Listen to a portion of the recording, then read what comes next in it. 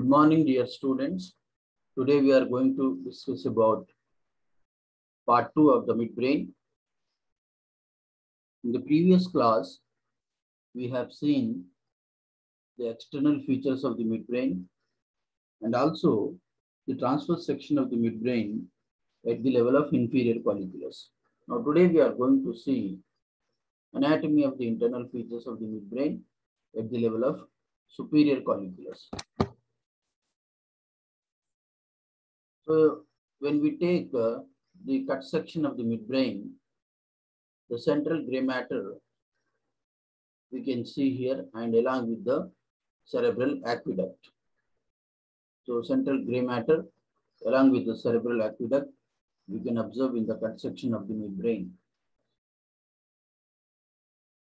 Substantia nigra, as you can see, this feature is remain common at both levels. That is at the level of inferior colliculus and superior colliculus. The substantia nigra feature is common at both levels. The crus cerebri, they are remain same at both levels. Both levels are nothing but the superior colliculus and inferior colliculus.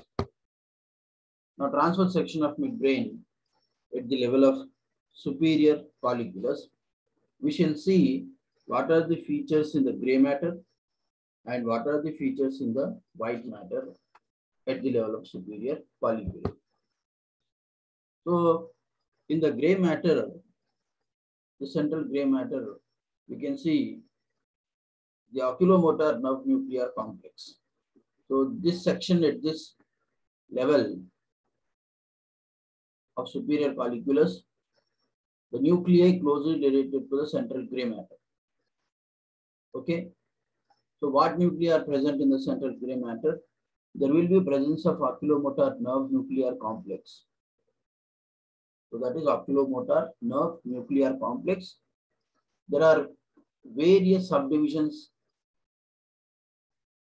each individual right and left side divided into subdivisions. Okay.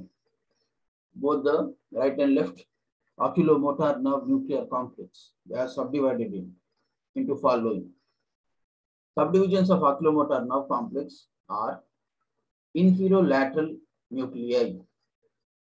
So this inferolateral nuclei, it will supply fibers to the inferior rectus muscle, which is an extraocular muscle.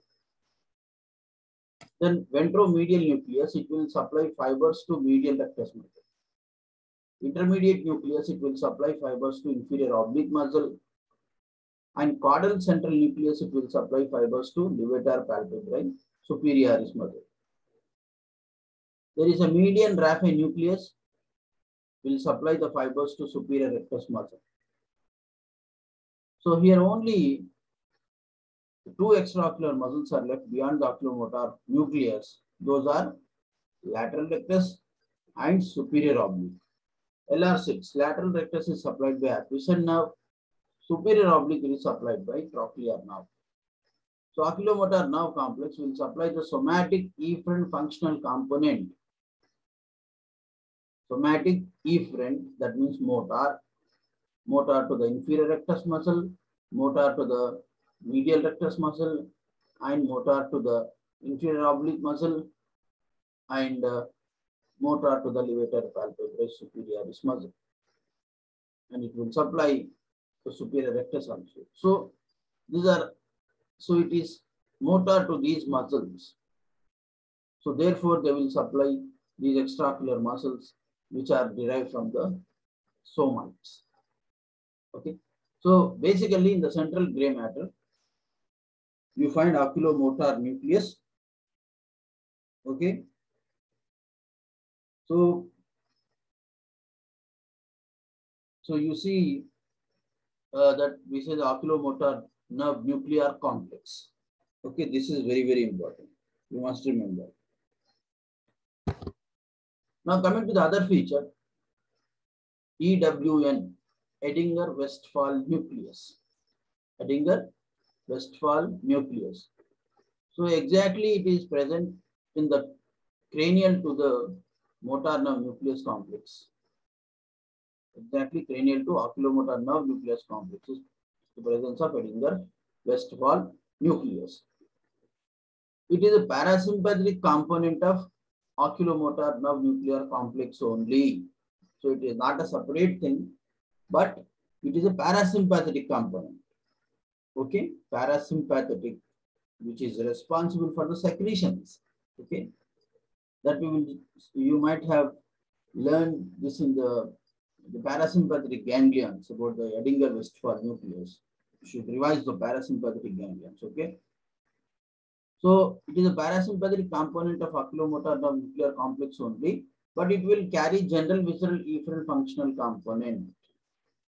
General visceral efferent functional component. So it will supply parasympathetic secretomotor fibers through the ciliary ganglion, which will help in the constriction of the pupil. So it will supply sphincter pupillae muscle. It will supply one more muscle called ciliaris muscle. It will do accommodation for near vision. Okay. Then we have this one, the mesencephalic nucleus. Okay. Mesencephalic nucleus, it occupies same position as in the lower part of the midbrain. The mesencephalic nucleus. So we have discussed here the two. One is oculomotor nerve nuclear complex